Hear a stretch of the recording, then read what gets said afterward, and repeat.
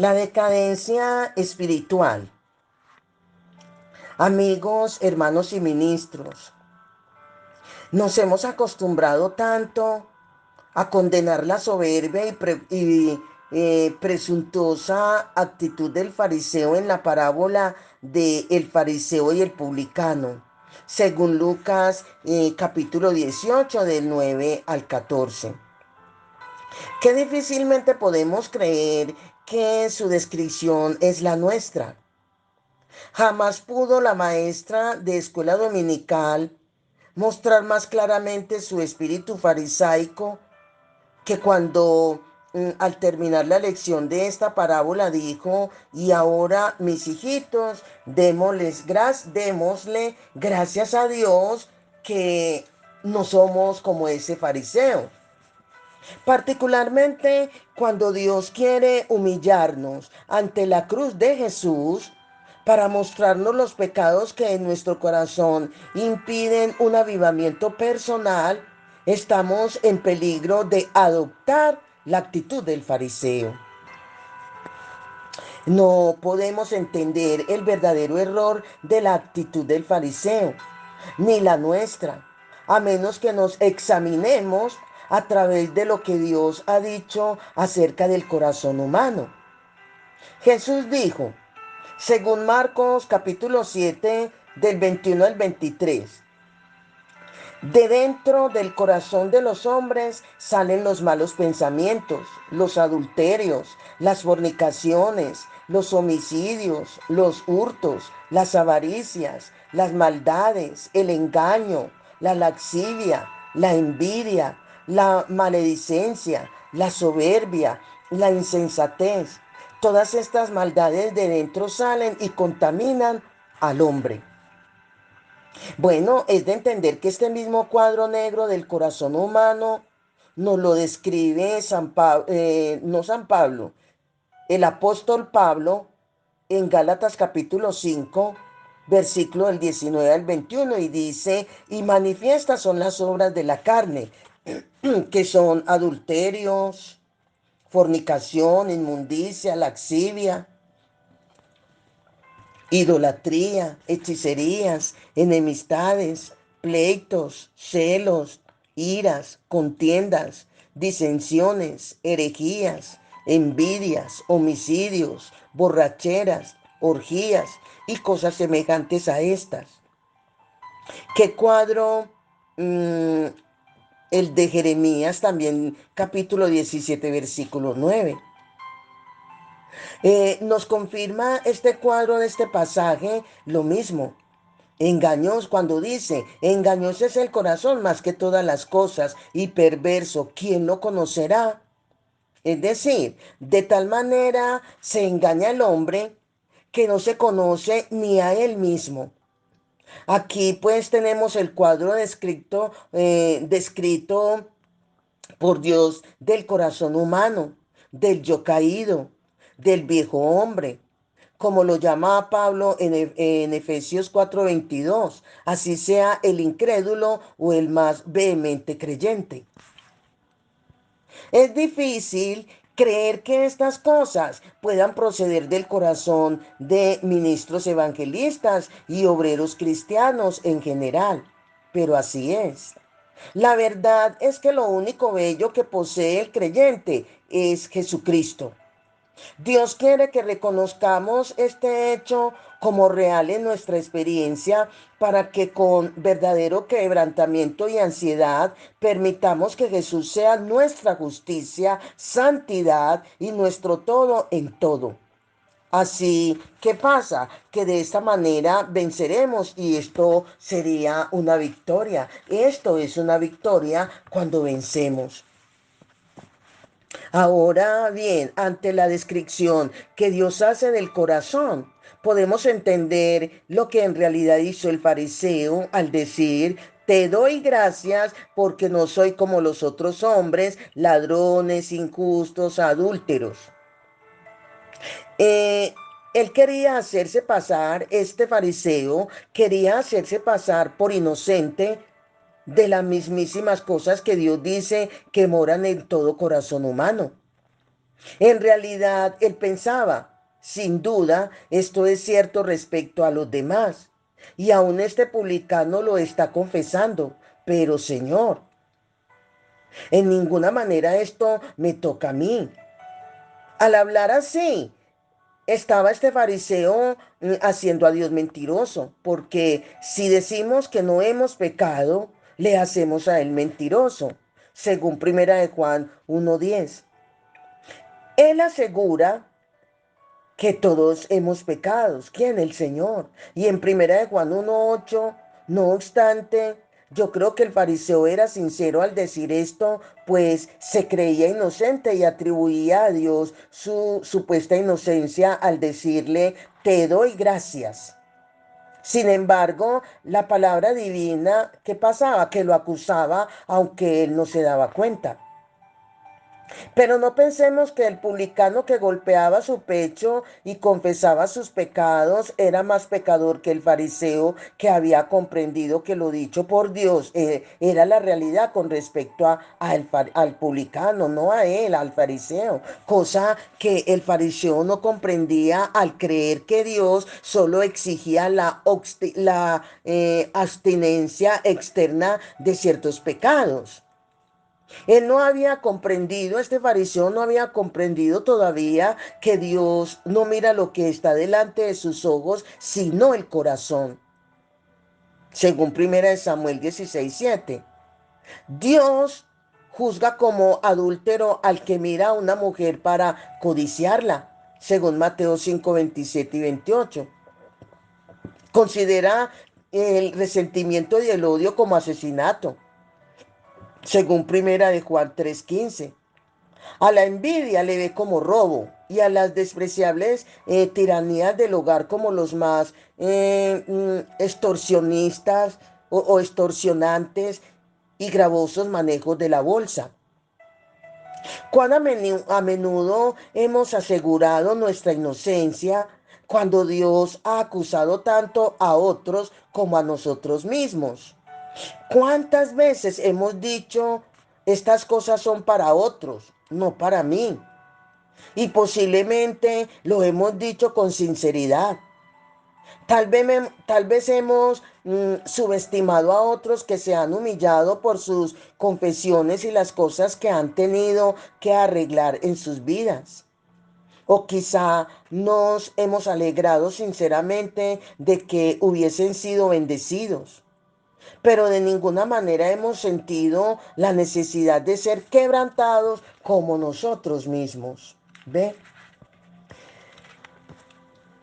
Así que, querido amigo, hermano y ministro, si creemos que somos inocentes y no tenemos razón para ser quebrantados, no es porque no haya nada, sino porque lo ignoramos. Hemos estado viviendo en un mundo de ilusión. Dios siempre dice la verdad con respecto a nosotros y de una o de otra manera, Él ve cosas como egoísmo, inconsciente, un egoísmo inconsciente, un egoísmo socavado, oculto. Él ve también el orgullo, la jactancia, los celos, resentimiento, la impaciencia, reserva, miedo, timidez, deshonestidad, engaño, impureza y concupiscencia. Si no es una de estas cosas que se manifiesta, es otra, a no ser que las hayamos reconocido y confesado, permitiendo que Dios las limpie.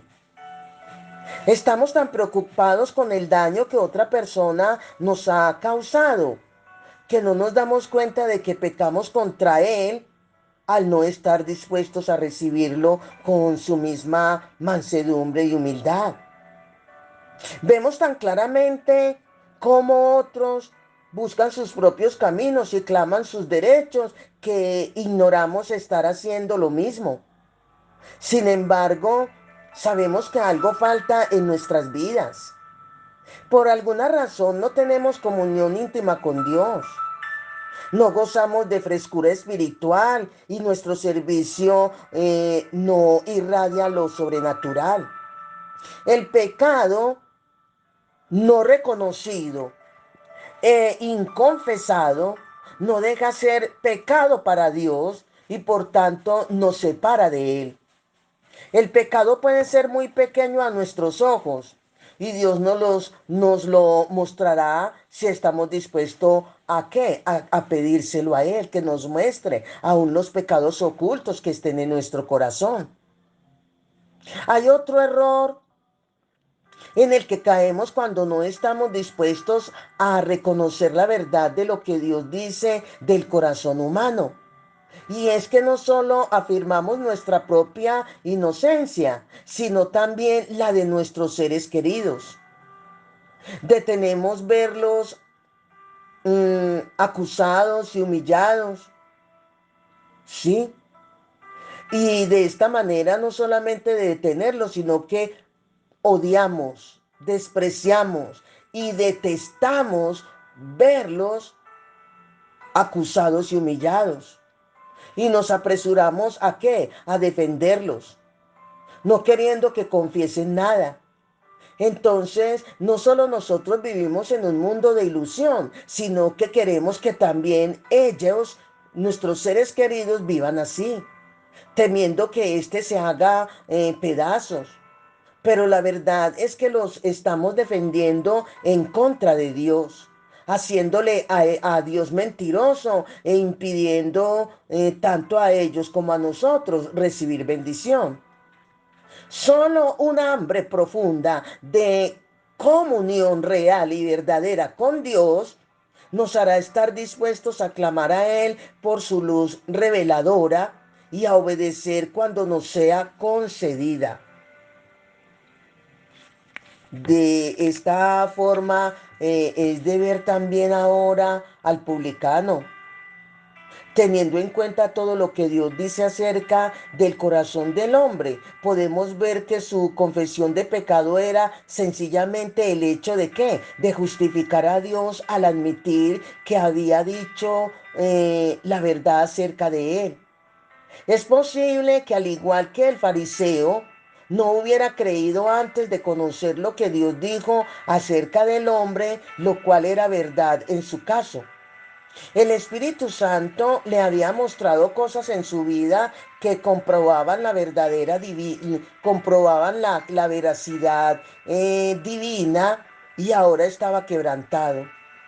Además de justificar a Dios por sus dichos, indudablemente lo justifica respecto a todos los juicios disciplinarios que había traído sobre él. La oración de Nehemías fácilmente habría podido ser la suya. Tú eres justo en todo lo que ha venido sobre nosotros, porque rectamente has hecho, más nosotros hemos hecho lo malo, según Nehemías 9:33.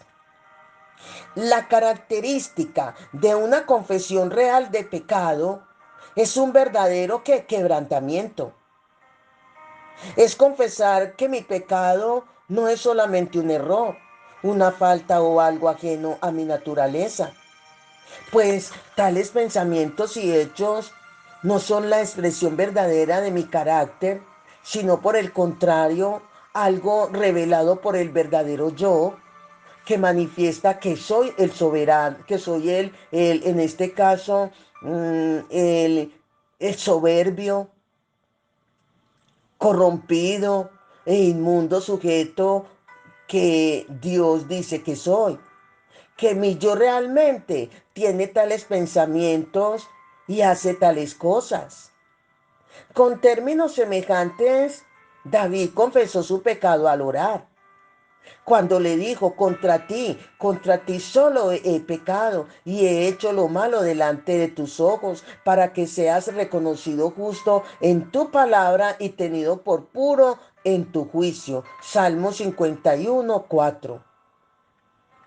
Cuando Dios nos convenza a través del Espíritu Santo de que debemos hacer una confesión, No temamos pensando que eso implicará menoscabo para Jesús. No, por el contrario, se da gloria a Dios por una confesión que declara que Él tiene razón. De este modo, ¿qué pasa? Que llegamos a tener una nueva experiencia de la victoria por Cristo, ya que la confesión declara que nuevamente que en mí, esto es, en mi carne, no mora el bien, según Romanos 7:18. Esto nos hace desistir de tratar de justificar nuestro incorregible yo, recibiendo a Jesús como nuestra santidad y su vida como la nuestra. Porque aquí es importante la paz y la limpieza. Aquí vemos que el publicano no solo justificó a Dios, sino que también señaló el sacrificio en el altar y halló la paz de él y por consiguiente la limpieza del pecado. En el griego sus palabras significan precisamente Dios, sé propicio a mi pecador. Esa fue la expresión del publicano. La única manera conocida por los judíos de propiciar a Dios era mediante un sacrificio. Y con toda probabilidad el cordero del holocausto diario se ofrecía sobre el altar en el templo a esa misma hora. Lo mismo sucede con nosotros, amigos, hermanos y ministros. Nadie llega al quebrantamiento sin que primero Dios le señale sobre la cruz del Calvario al Cordero Divino, quien por el derramamiento de su sangre quita el pecado. El Dios que de antemano declara lo que somos, provee primero el remedio, podemos decir así, provee el remedio para nuestro pecado, la solución de ese pecado. Jesús era el Cordero inmolado por nuestros pecados desde antes de la fundación del mundo, y en él quien los llevó mansamente, él llevó mansamente mis pecados en este caso se acaban con Jesús al confesarlo con verdadero quebrantamiento y poner mi confianza en su sangre. De esa manera se borran y desaparece. La paz de Dios viene luego a mi corazón y la comunión con Él se restaura y de esa manera ando en Él. ¿En qué? En vestiduras blancas. Este sencillo camino de estar dispuestos a justificar a Dios y a ver el poder limpiador de la sangre, trae a nuestro alcance como nunca antes un andar íntimo con Jesús, un constante morar con Él en el lugar santísimo. Mientras andamos con Él en la luz, nos mostrará siempre los principios de lo que le contristaría e impediría el fluir de su vida en nosotros si lo dejáramos pasar inadvertidamente. Cosas que son la expresión de aquel viejo y soberbio yo para el cual Dios reserva solamente el juicio, solamente para estos que todavía la soberbia del yo sigue por encima. No debemos declararnos ni en un solo punto inocentes de lo que Él nos revela.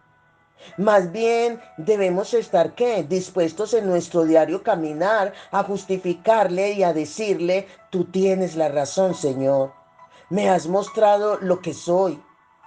Y a entregárselo para que nos limpie es la posición y la actitud. Al obrar así, ¿qué pasa? Que hallaremos que su preciosa sangre nos está limpiando de pecado continuamente.